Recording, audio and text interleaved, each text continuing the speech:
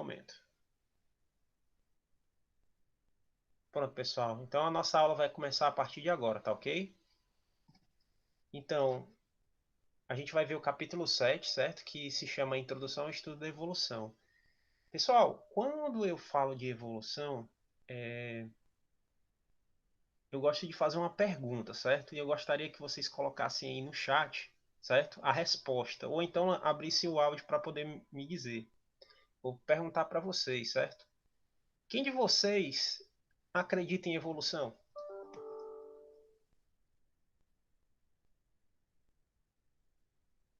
Alguém não acredita em evolução, pessoal?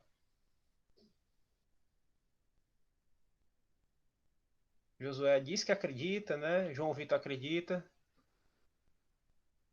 Cadê o resto? Cadê tu, Ítalo? Responde aí, cara. Nayara, responde. Manuel, responde. Vocês acreditam em evolução? Não acredito. Não acredito, né?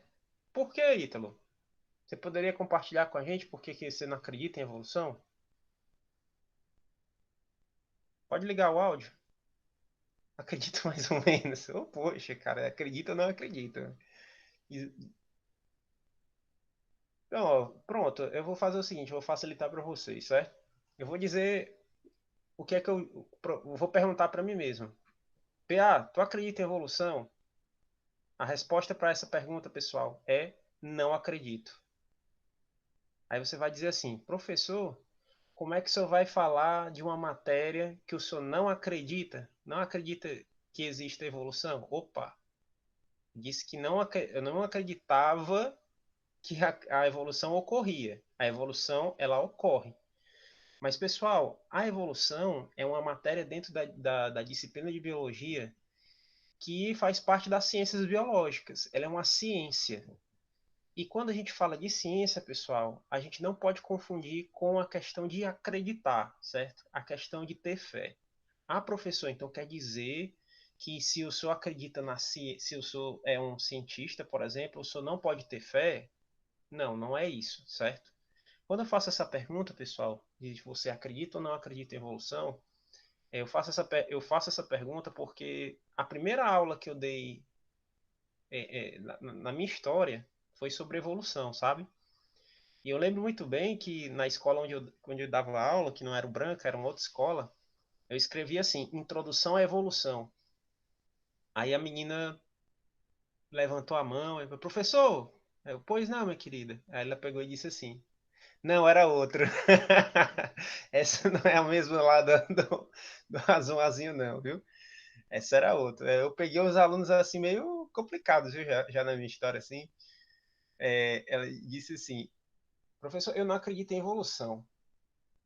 Aí, eu não acredito em evolução? É, eu não acredito. Mas por que que você não acredita? Aí, pessoal, eu vou dizer qual foi o relato dela, certo? Nada contra a religião que ela professava, certo? Que se vocês professam essa religião, não tenho nada contra.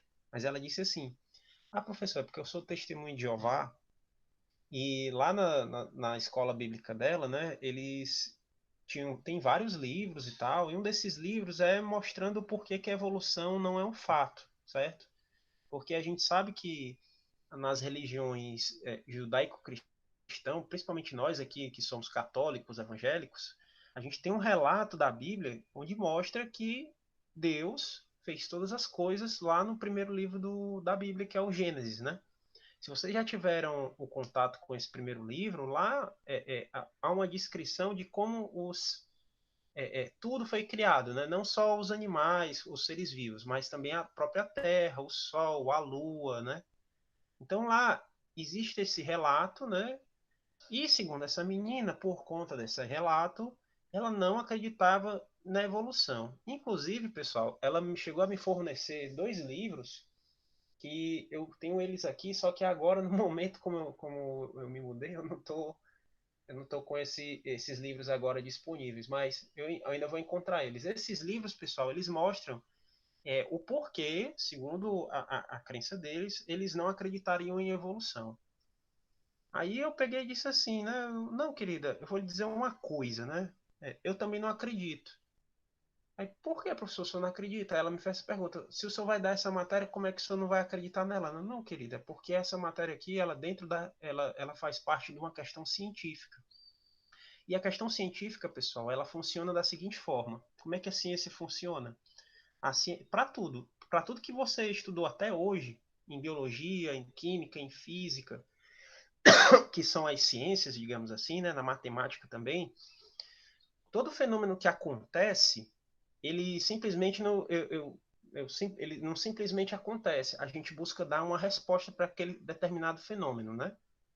Então, por exemplo, eu preciso de fé, porque, por exemplo, se eu pegar aqui uma caneta, eu estou com a caneta aqui na minha mão, certo? Se eu soltar minha caneta no chão, eu preciso ter fé para acreditar que ela vai cair? Eu preciso de fé para que a caneta caia no chão? Não, eu não preciso de fé para isso. Então, tem coisas que acontecem. Qual é o papel da ciência, pessoal? O papel da ciência é simplesmente dar respostas para os fenômenos que acontecem. Então, por exemplo, por que, que a caneta cai? Porque existe um fenômeno chamado gravidade. A gente deu esse nome gravidade, né, a esse fenômeno de as coisas serem atraídas por um objeto de massa maior, que você já deve ter estudado lá na física, né? A caneta ela é atraída por um objeto maior. Qual é esse objeto? O próprio planeta Terra. Então você tem a gravidade do planeta Terra puxando todas as coisas para a sua superfície. Então é por isso que a gente cai para a superfície da Terra, por conta do fenômeno da gravidade. Então, pessoal, na ciência, as coisas funcionam da seguinte forma: nós temos uma observação sobre o fenômeno, no caso aqui a caneta caindo, e a gente vai dar uma explicação para esse fenômeno. Às vezes, a explicação que a gente dá para o fenômeno, ela pode ser fantasiosa, mas ela pode ser também descritiva. Como assim, professor? Eu posso descrever esse fenômeno baseado em alguns conceitos. Então, pessoal, todas as ciências, como a física, a biologia, a química, inclusive a evolução, ela é a partir de conhecimentos científicos, não simplesmente de fé. Eu não preciso acreditar que a evolução aconteça, ela simplesmente acontece. Deu para entender isso essa introdução, pessoal, que eu acabei de dizer? Por favor, responda no chat. Então, pessoal, mesmo assim, continuando a história, né, ela disse: Não, professor, mas eu continuo sem acreditar, porque lá no livro dizia isso, dizia aquilo. Aí eu peguei o livro, li, né, vi que realmente o conceito que eles mostram lá de evolução não tem nada a ver com o que a evolução é de fato, certo? A evolução biológica. Aí eu disse assim, querida, vamos fazer o seguinte: você vai ter que passar, né, na minha matéria, então você vai ter que me ouvir. Então, assim, no que eu explicar para você, você me diz a parte que você não acredita, tudo bem? Aí ela, tudo bem, professor. Então eu comecei a dar minha aula, falei tudo que era evolução, e no final, pessoal, quando eu terminei de falar, ela disse, professor, o que tem lá escrito no livro não tem nada a ver com isso que o senhor escreveu. Eu disse, eu sei, querida. É porque a evolução, através dos tempos, ela foi propagada de uma maneira, de certa maneira errada. Todo mundo já deve ter visto aquela figura, né, do macaco crescendo, crescendo, crescendo até se desenvolver e dar um homem. Todo mundo já deve ter visto isso, não é? Essa figura. Com certeza vocês já viram. Aquilo ali é evolução, professor? Não, aquilo ali não é evolução, pessoal. Eu, em sala de aula, eu geralmente faço a pergunta, pessoal, quando eu falo de evolução, vocês lembram de quê? Até hoje, pessoal, eu vou passar aqui o slide, certo? Até hoje, quando eu pergunto aos alunos, o que é que lembra a evolução para vocês? Eles lembram disso aqui, ó. Vocês estão vendo? Ou é Pokémon, ou é Digimon. Então, professor, então evolução significa a mesma coisa que acontece lá no Pokémon, lá no Digimon, ou qualquer coisa que acontece nesses desenhos? Não, pessoal. Isso ali não é evolução, né? A evolução para o Pokémon é o quê? É um bichinho pequeno, fraco, fica puto, grande e forte, não é isso? É mais ou menos assim que funciona a dita evolução, entre aspas, lá no Pokémon, né? Então, isso aí é evolução, professor? Não, pessoal, existe minha infância sendo destruída pela biologia. Não, galera, não é isso não. Mas acaba, né? Acaba que a gente fica com essa ideia de evolução. Por exemplo, se você for pensar quando você era pequeno, se seus parentes tinham celular, por exemplo, vocês vão lembrar que os celulares eles eram bem menores, né? Chegou uma época que um celular cabia na palma da minha mão, assim, de tão pequeno que ele era. Aí, de repente, eles começaram a aumentar, aumentar. Hoje tem gente que pega um celular que parece um tijolo para falar, alô, não sei o que e tal, né? Aí tem uns celulares assim que são enormes, né? O meu mesmo é bem grande. Aí, pessoal, a gente pode dizer, houve evolução no tamanho da tela dos celulares? Quando a gente fala isso, pessoal, isso tem um significado estritamente social e antropológico. Né? Quer dizer, a nossa sociedade, o ser humano, ele entende de forma comum que evolução trata-se de aumento, de melhora, de desenvolvimento. Professor, evolução tem a ver com isso? Tem nada a ver, pessoal. Evolução não tem necessariamente a ver com crescimento. Então quer dizer que quando o Raichu evolui para o Pikachu, que depois evolui para o. Aliás, não, é o Pichu para o Pikachu para o Raichu, é exatamente isso. Então, quando ocorre o aumento, eles aumentam a força, eles ficam maiores, isso é evolução? Não, pessoal. Isso não é evolução biológica. Evolução biológica é outra coisa. E a gente vai começar a ver na aula de hoje, tudo bem? Outro filme, pessoal, que mostra a questão de evolução é a Era do Gelo, né? E eu trouxe aqui um detalhe importante, interessante, né? Que esse filme A Era do Gelo, eu não lembro qual foi o ano que ele foi lançado, o primeiro, né? Ele mostra a história aí, né, dos personagens que vocês conhecem, né? O Manny, e os outros agora no momento eu não vou lembrar dos outros, mas a história ela gira em torno de um mamute, né? De um tigre dente de sabre e de uma preguiça gigante, né? Então, só para a gente ter uma ideia, pessoal, aqui, né? O mamute, ele viveu entre 2,5 milhões de anos atrás, que é essa sigla aqui, MAA, entre 2,5 e 3 mil anos atrás, né? Então, eles eram estritamente herbívoros, certo? Eles pertenciam ao que nós chamamos de ordem Proboscidea, família Elefantidae, que é da mesma família dos elefantes, né? E eles foram extintos, né? Devido a quê? Mudanças climáticas pela caça realizada pelo ser humano. Então, o ser humano de 13 mil anos atrás, pessoal, o ser humano, a gente pode dizer, entre aspas, primitivo, foi um dos fatores que fez com que os mamutes fossem extintos, né? Os tigres de dente de sabre viveram mais ou menos, eles foram contemporâneos, né, dos mamutes, né? E um dos motivos, eles eram carnívoros, né? Eles eram da ordem carnívora da família dos felídeos, ou seja, parentes próximos do que hoje a gente conhece como o gato, os tigres, o puma, né? Os leões, as onças. E eles foram extintos também por conta de mudanças climáticas, né? E assim como as preguiças gigantes, né, que viveram, elas são muito mais antigas até, ó, são 5 milhões de anos atrás, até uns 1.000 anos atrás, notem que eles são contemporâneos, né? E eles fazem parte da ordem pilosa, né? A ordem pilosa são a ordem de todos os indivíduos que possuem pelos no corpo, né? E a família dele é bem diversificada. E eles também eram herbívoros e foram extintos também, ó, por conta de mudanças climáticas e por causa da predação justamente do tigre dente de sabre, né? Aí você pode olhar esse quadro aqui, pessoal, e perguntar, professor, mas como é que a gente sabe que esses indivíduos viveram há 2,5 milhões de anos atrás e eles viveram até aproximadamente essa época? Como é que a gente sabe? Como é que a gente sabe que os indivíduos eles viveram antes da gente que não existem mais? Se na sua cabeça, pessoal, a resposta para isso são os fósseis, você acertou. O estudo dos fósseis, pessoal, é um dos principais estudos que mostram a questão evolutiva durante milhares e milhões de anos, né? Enfim, pessoal, deu para entender até agora? Tá tranquilo? Tá, não tá? Beleza. Então, continuando aqui,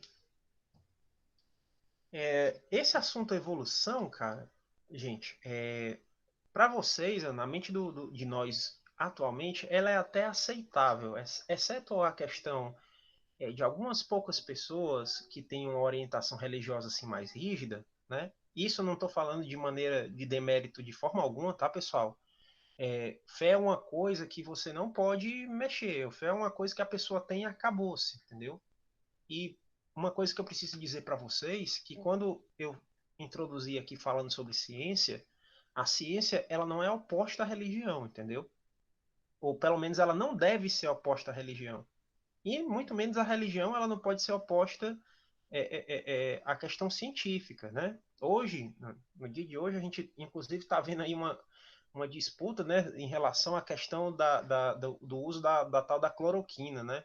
Eu não sei, os meninos aí que estão com Covid, foi receitado cloroquina para vocês? Foi receitado? Né? Pois é. Aí você pensa assim, poxa, mas de onde foi que surgiu a história logo do, né? Quando é que surgiu a história da cloroquina? Bom, alguns cientistas publicaram um estudo dizendo que a cloroquina servia, só que foi num grupo muito pequeno de pessoas. E para questão científica ser considerada, entre aspas, verdadeira, que a ciência, na verdade, não trabalha com verdade, ela trabalha com robustez. Como assim? Ela trabalha com os dados que digam assim, não, ó, tudo isso aqui que a gente está vendo, tudo isso aqui que a gente está descrevendo, esse fenômeno, esse caminho aqui é o que explica. Alguns cientistas, pessoal, eles testaram a cloroquina em pacientes de pessoas com Covid e deu certo. Só que o estudo que eles propuseram não foi um estudo adequado. Tanto que a publicação do artigo científico desses pesquisadores foi retirada do ar. Mas não porque eles quiseram, foi porque eles mesmos admitiram que o negócio não estava certo. Então, como o pessoal estava doido para encontrar um tratamento para a Covid, não ficou muito claro essa questão de como é que seria, né, os efeitos da cloroquina. O pessoal começou a fazer. Aí, de maneira preventiva, se a pessoa está morrendo, a pessoa vai pensar assim, ah, eu vou tomar.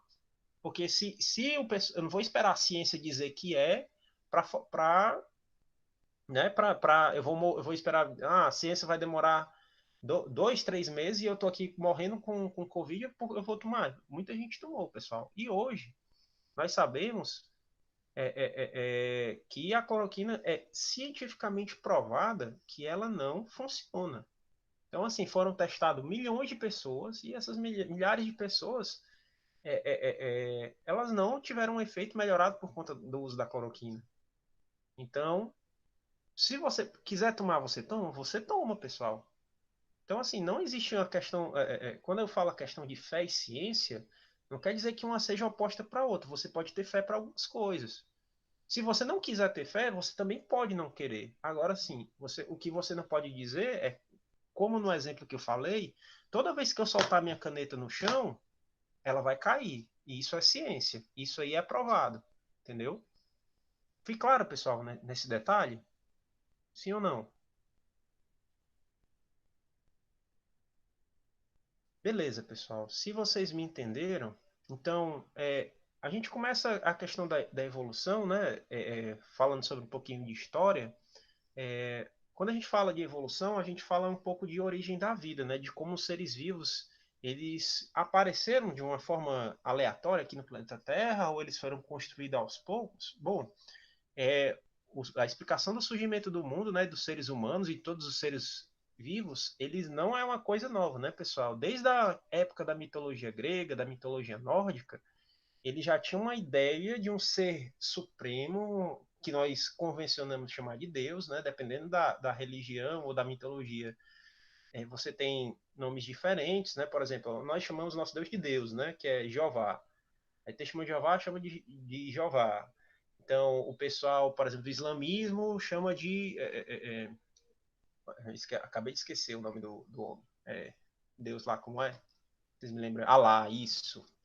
Alá, entendeu? Então, assim, várias correntes religiosas, elas sempre falaram, né, que tem um ser supremo que construiu tudo, que fez tudo, inclusive os seres vivos.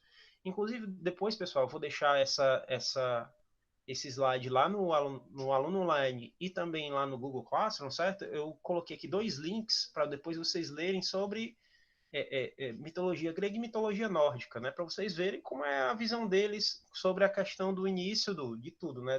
A visão dos gregos e dos nórdicos sobre o começo do planeta.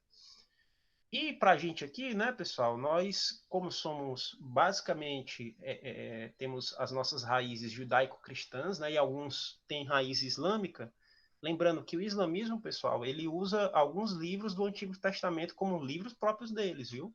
Não sei se vocês já tiveram a oportunidade de estudar a história do islamismo, alguma coisa dos judeus tem a ver com a questão islâmica. Inclusive, não é o primeiro livro, mas um dos livros do Alcorão, ele é muito similar ao Gênesis, mostrando que Allah fez tudo mais ou menos como você encontra lá no capítulo 1 da Bíblia.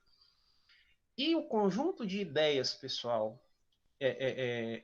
que nós temos em relação aos seres vivos, né, a criação desses seres vivos, nós chamamos de criacionismo, né? Que é o criacionismo. Ele não é uma teoria científica. O criacionismo é um conjunto de ideias, é um conjunto de tradições que, para a nossa questão biológica aqui, certo? Ela vai servir da seguinte maneira, né? O que é o criacionismo? Ele fala que existe a figura de um criador, né? Que intencionalmente criou, né? Todas as coisas que existem, inclusive os seres vivos, né? Ele é baseado, o criacionismo, no conteúdo passado entre gerações, né? As pessoas, ao longo das gerações, vão propagando essa ideia criacionista. E segundo a ideia criacionista, pessoal, se você pegar, por exemplo, nós estamos em 2020, né? Se você pegar 2020 anos atrás, foi o ano que Cristo nasceu. Se você pegar a cronologia de Cristo até Davi, é aproximadamente, não sei se vocês se ligam na questão bíblica, né, pessoal? Mas eu vou dizer aqui para vocês. Jesus é descendente de Davi. E o período de história entre esses dois é mais ou menos 2000 anos. E de Davi até Noé é mais de 2000 anos. Então, aproximadamente de a teoria criacionista, ela diz que o planeta Terra é, entre aspas, relativamente jovem, ou seja, tem de 6 a 8 mil anos. De maneira, né, que hoje nós sabemos, pessoal, que nosso planeta tem pelo menos 4,5 bilhões de anos. Professor, como é que a gente sabe isso? A gente vai ver mais para frente, tá, pessoal? Então, a teoria criacionista, ela vai falar basicamente isso, né? E tem, em relação aos seres vivos, nós dizemos que há o fenômeno do chamado fixismo biológico, né? Que quer dizer que os seres vivos, como eles foram criados por um ser vivo todo-poderoso, e ele era perfeito, então ele só criaria coisas perfeitas. De maneira que todos os seres vivos, na visão criacionista, já foram feitos tais quais ao momento da criação, ou seja, eles eram imutáveis. Se já era perfeito, por que iria mudar? Dá para entender isso, pessoal? Vocês entenderam esse conceito agora de criacionista? Deu para entender?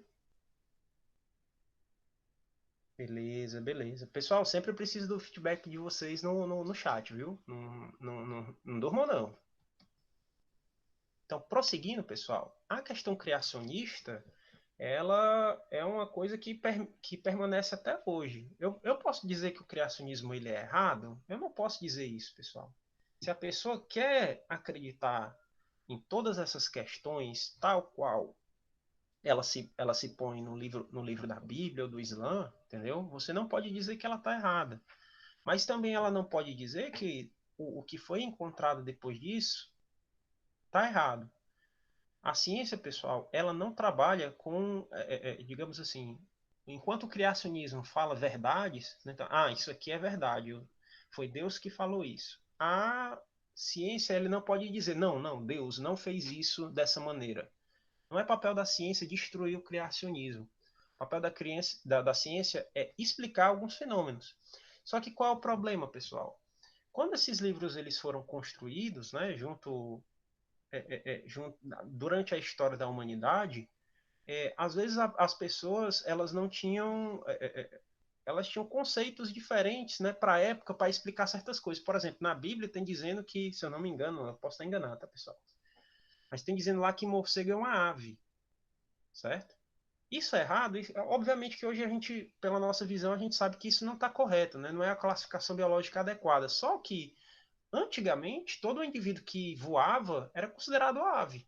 Então a Bíblia está errada por conta disso? Não, pessoal. A gente tem que ter a noção também que aquele livro foi escrito numa época que o pessoal tinha uma visão de mundo diferente do que é a nossa.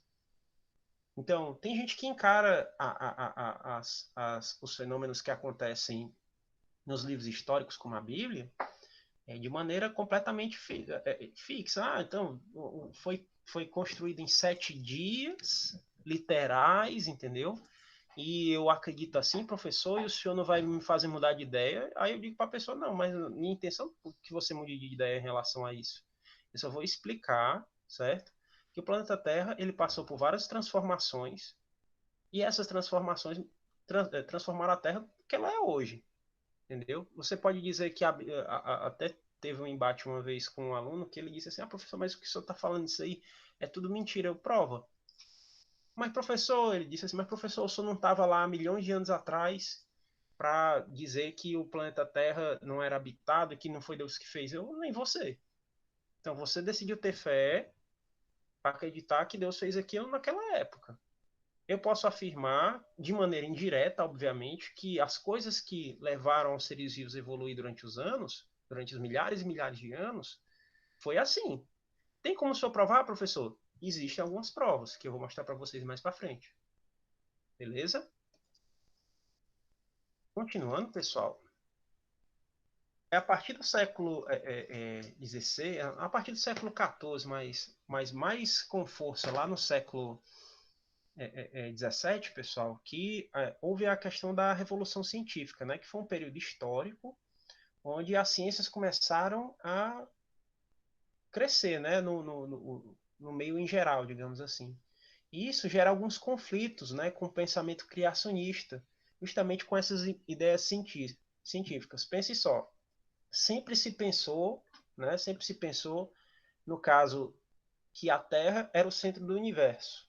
A partir da evolução científica, né, ficou explicitado que, no caso, o Sol era o centro do nosso sistema solar, né, que os planetas orbitam numa trajetória em torno do Sol, e não a Terra em torno dos outros planetas, né?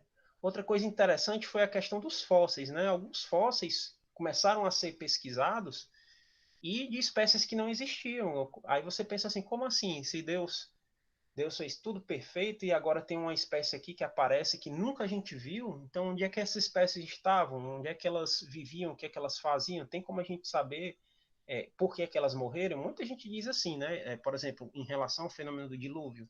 Ah, o dilúvio, ele foi planetário ou ele foi local? Se o dilúvio foi planetário, muitas espécies morreram, né?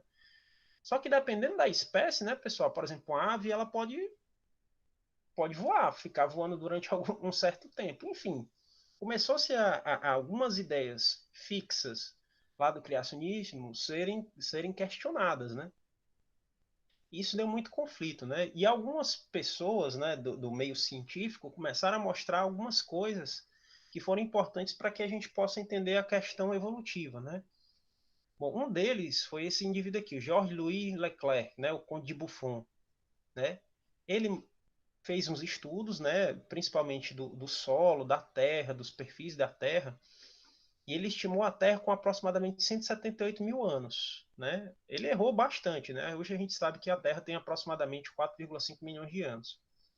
Mas isso aqui foi interessante para que a gente já começasse a ter um confronto com aquela ideia da Terra, entre aspas, jovem, da Terra somente com 6 mil anos.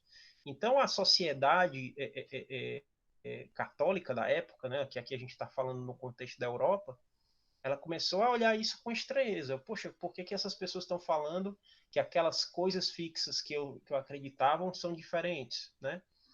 Buffon, pessoal, ele acreditava que os organismos eles eram derivados de tipos de moldes, né? Então, os seres vivos eles eram derivados de moldes e a partir desses seres vivos, né? Desses moldes que ele chamou de ancestral, eram derivados dos seres vivos que existiam hoje em dia. Então, por exemplo, aqui eu tenho os canídeos do Brasil, né? O lobo-guará, o cachorro do mato, a raposa do campo, o graxaim do campo, né? E os outros animais aqui, pessoal, todos eles, segundo essa ideia do Buffon, eles derivariam de um molde, de um animal molde que deu origem a isso. Ou seja, quebrando pela primeira vez com aquela ideia do fixismo biológico. Ou seja, ele começava a aceitar que os seres vivos eles começavam a se modificar durante o tempo. Eu não falei isso para vocês, pessoal. Peço até desculpas, mas professor, o que é que significa evoluir? Né? Tinha até uma música ano passado, né? Evoluiu, né? O que é que significa evoluir, professor? Eu vou explicar, obviamente, mais para frente o que é que significa evolução de fato, mas evolução, pessoal, significa você se modificar. Então, através do tempo biológico, através do tempo cronológico, pessoal, as espécies elas acumulam algumas diferenças, certo? Algumas diferenças, e a gente chama essa diferença, né, do indivíduo que existe hoje para o indivíduo que existiu há milhões de anos atrás, a gente chama essa modificação dessa espécie de evolução. Isso vai ficar mais claro mais para frente para vocês. Mas voltando aqui para o Buffon, pessoal, Buffon ele foi um dos primeiros a dizer que os seres vivos eles migravam e se distribuíam geograficamente e que o ambiente influenciava na forma daqueles indivíduos. Ou seja, os indivíduos eles tinham determinada forma ou determinada estrutura por causa daquele ambiente que ele ficava exposto. Então ele foi o primeiro a perceber que o ambiente ele era capaz de fazer alguma modificação na estrutura dos seres vivos. Só que para esse indivíduo aqui, o Conde de Buffon, né, como é que os seres vivos eles começaram a surgir, né, no planeta? Eles surgiriam através do que nós chamamos de geração espontânea, ou seja, geração espontânea, pessoal, significa que o ser vivo ele surge entre aspas assim do nada. Ele simplesmente surgiria, né, do inorgânico para o orgânico, digamos assim. Então, a teoria da geração espontânea, pessoal, ela fala, por exemplo, como é que você produzia ratos, como é que os ratos nasciam, né? Nessa época aqui, pessoal, não existia o conhecimento sobre questão por exemplo, gametas, espermatozoide, óvulo, não sabia como é que os ratos se reproduziam, né? E eles achavam que, por exemplo, para você criar ratos por geração espontânea, era só você fazer o quê? Era só você pegar carne, uma carne, né? Você deixava assim no canto da casa, carne, farelo de milho e uma camisa suada de mulher. Olha aí que receita perfeita. Se você deixasse lá por alguns momentos, de repente, daqui a alguns dias, lá você poderia ver filhotes de ratos. O que vocês já acham disso?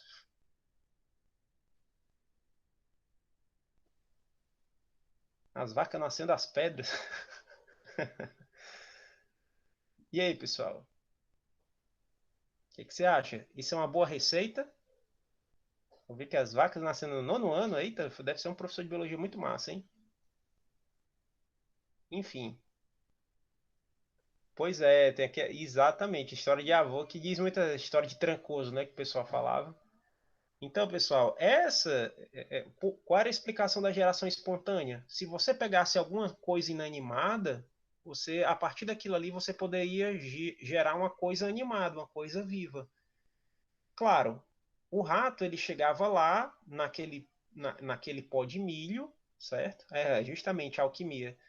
Você chegava naquele pó de milho, ele comia, né, vários ratos, um macho e uma fêmea, lá acasalava, já que tinha o pano da mulher para você esconder isso tudo, né? Se abasteciam também da carne podre e lá deixavam seus filhotes. Então por isso que aparecia, né?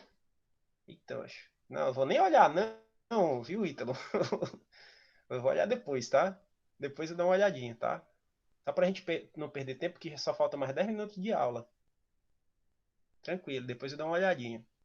Enfim, então a teoria da geração espontânea, pessoal, dizia que as coisas inanimadas poderiam, animadas, no caso, os seres vivos, poderiam vir de coisas não vivas, né? E isso gerava o que nós chamamos de molde ancestral, e com o passar do tempo, né, gerariam as formas atuais. Então aqui, pessoal, a gente já começa a ter uma ideia de que poderia haver modificações, né, nas espécies.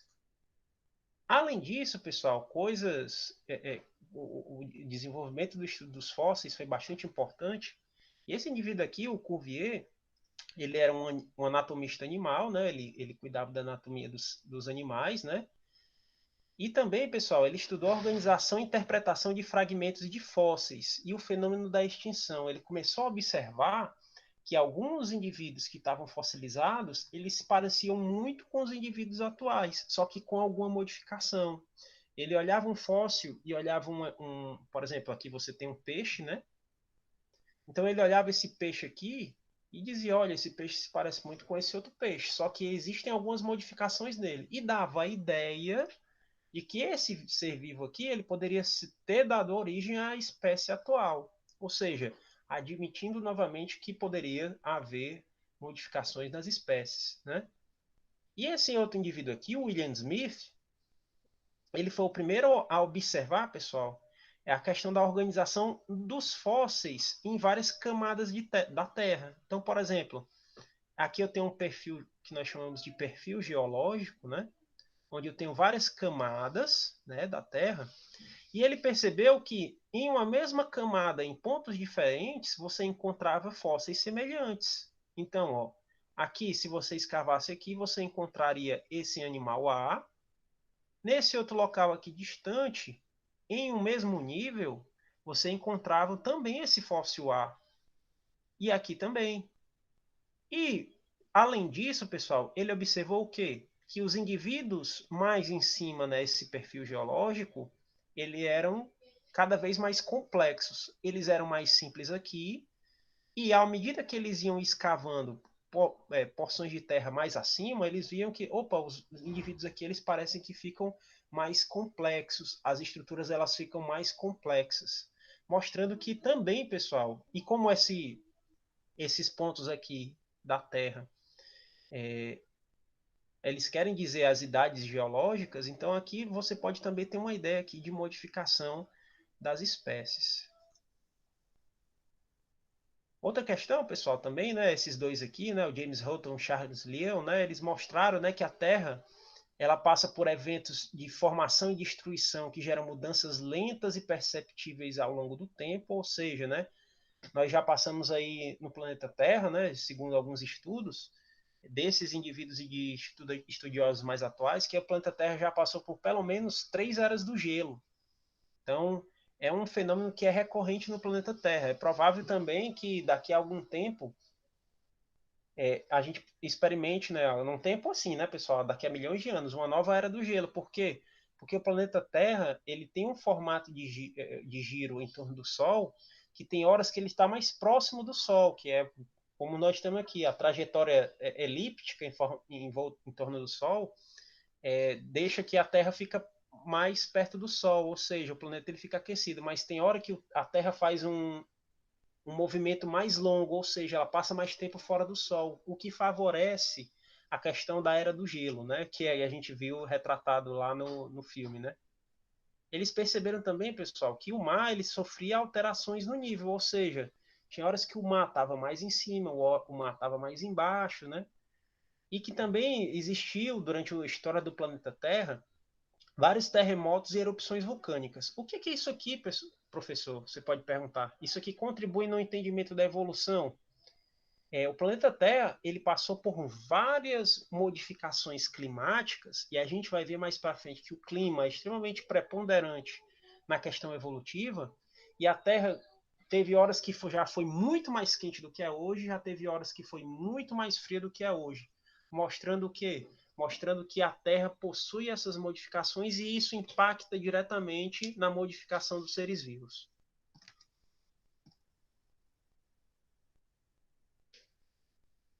Pessoal, vamos fazer o seguinte, já são 5:08, né? Vocês estão entendendo o que eu falei até agora? Sim ou não? Tá dando para entender? Tá interessante isso que eu tô falando até agora? Tranquilo. Pessoal, vamos fazer o seguinte, já que hoje foi a nossa primeira live, né? Eu vou dar uma encerrada por aqui, já que a gente teve pouco tempo. E na próxima aula a gente conclui, né? A gente vai ver de fato, né, a questão da evolução. A gente já começou, a gente viu o fenômeno da questão do criacionismo.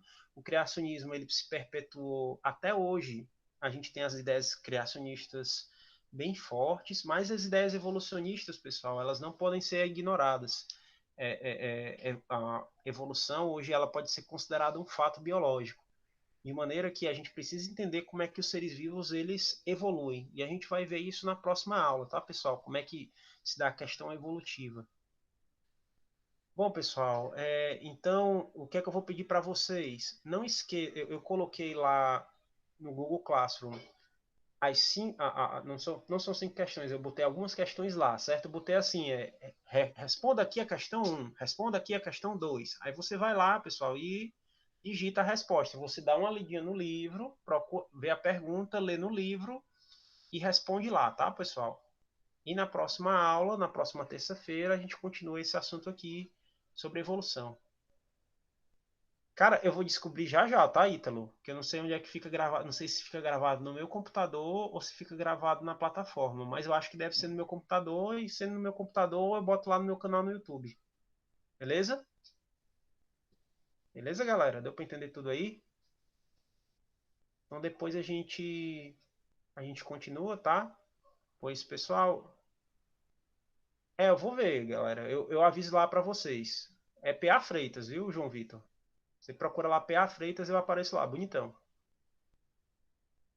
Viu, galera? Pois então, até mais. Abraço para vocês e até a próxima terça-feira. Qualquer dúvida, tá, pessoal? Eu tô lá no Instagram, tá? Me procurem lá, tá? E até mais.